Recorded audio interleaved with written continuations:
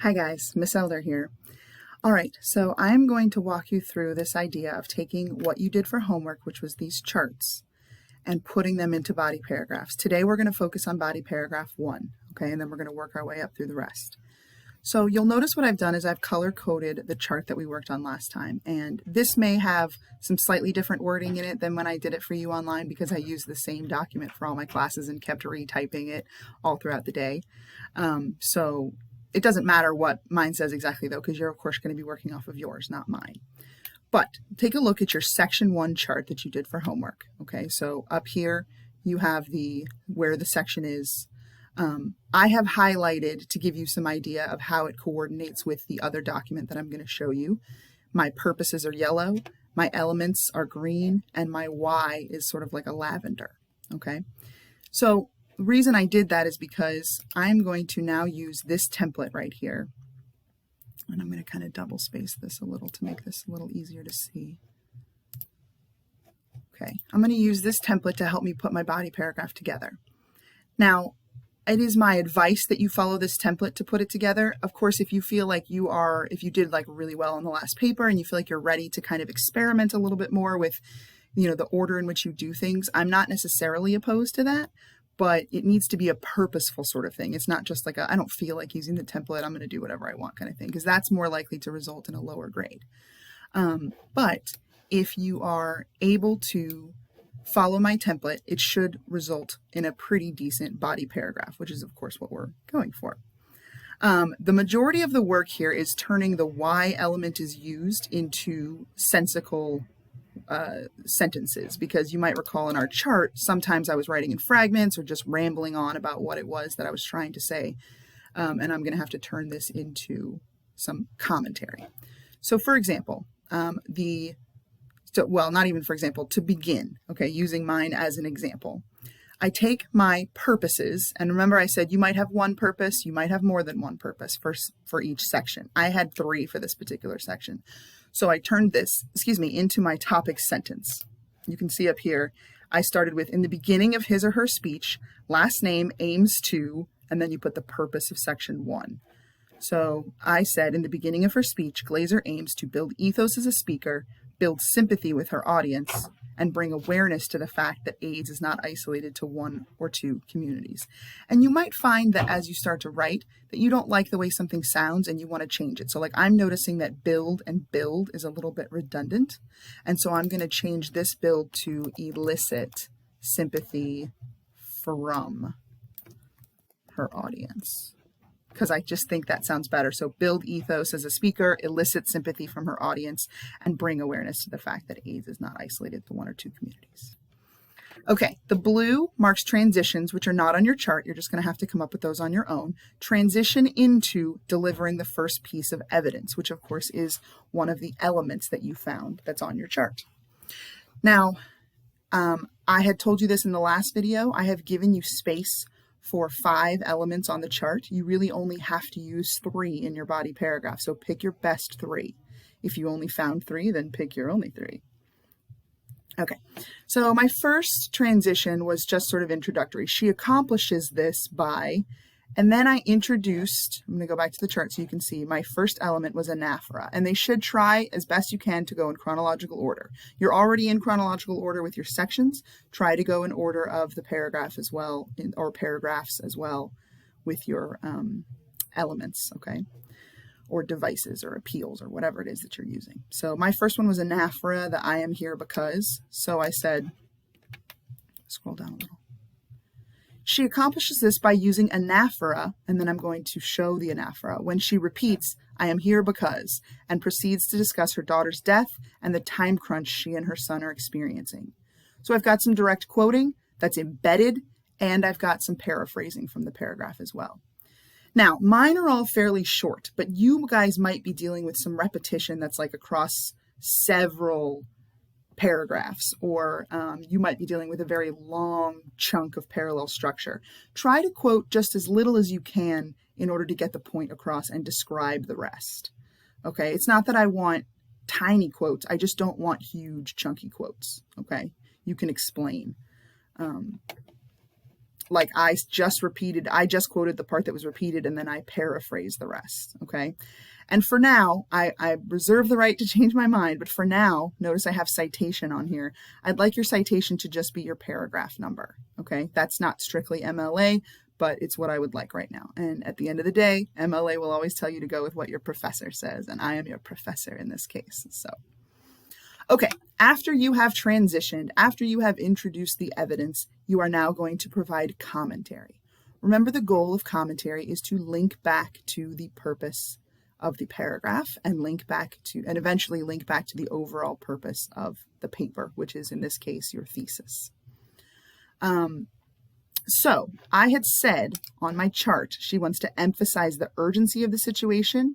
She's building pathos. She's catching the ear to make sure no one misses the sense of urgency. That was a little all over the place. This is how I put it together.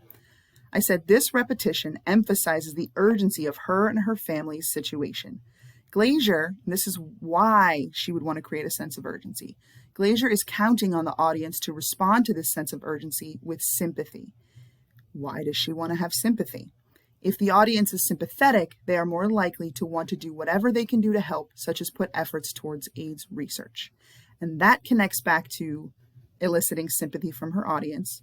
And this right here, to do whatever they can do to help, such as put efforts towards AIDS research, that connects back to my overall thesis. Okay?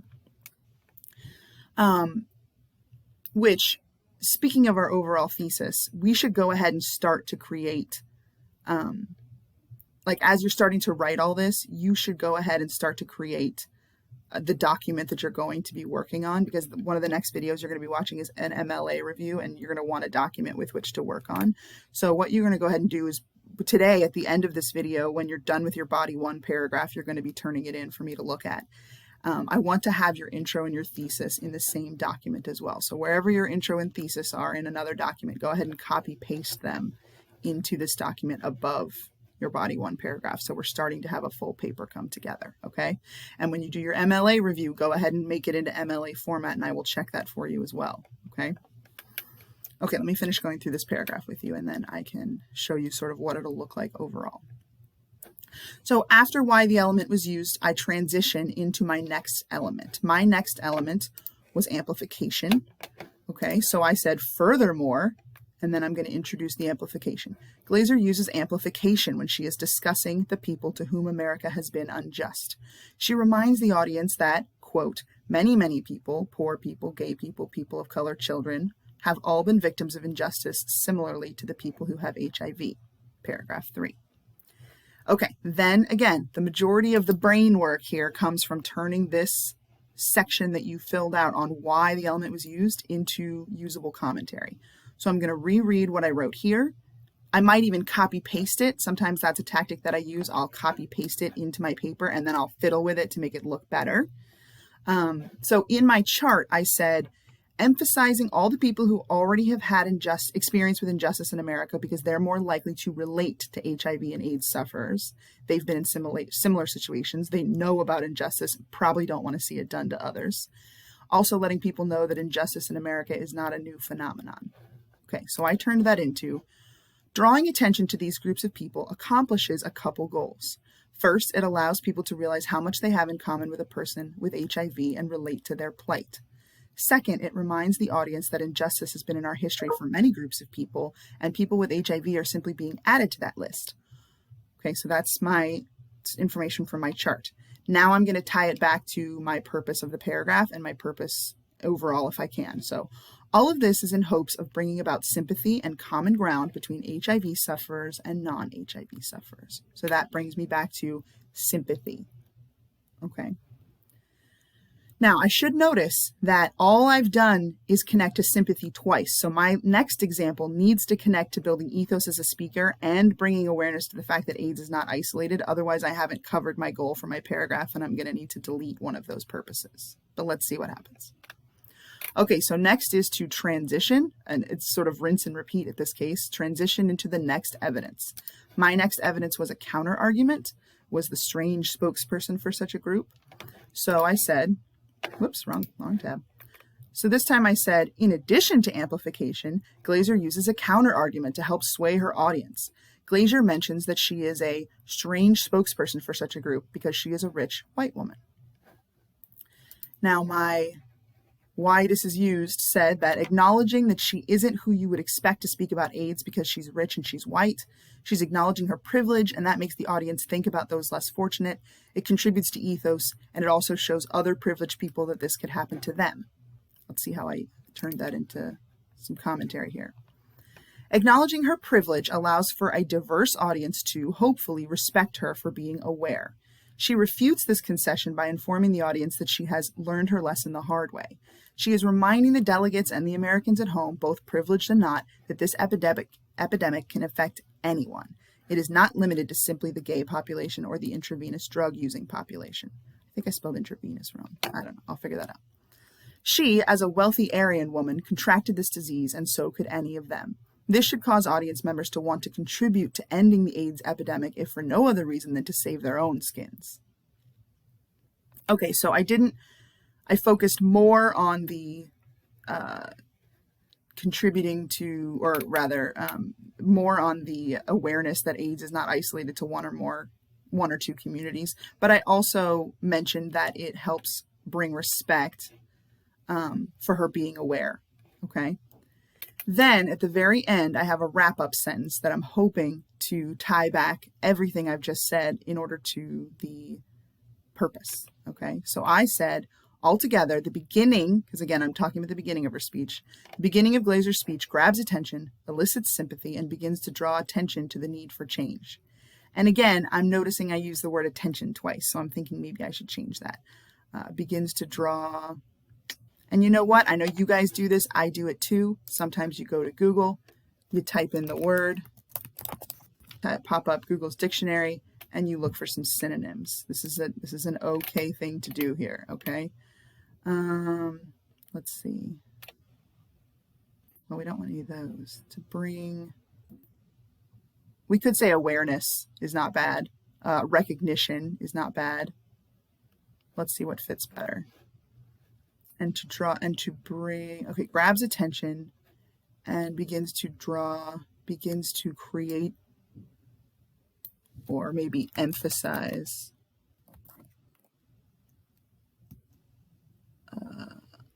or begins to, let's see, I'm thinking about how I could use recognition, begins to show the need. No, that's more need. What about just to show the need for change? Begins to show the need. Begins to show the need for change. It maybe even doesn't begins to, just shows. Let me read it to myself again. Altogether, the beginning of Glaser's speech grabs attention, elicits sympathy, and shows the need for change. That's actually even more parallel. I like that a lot.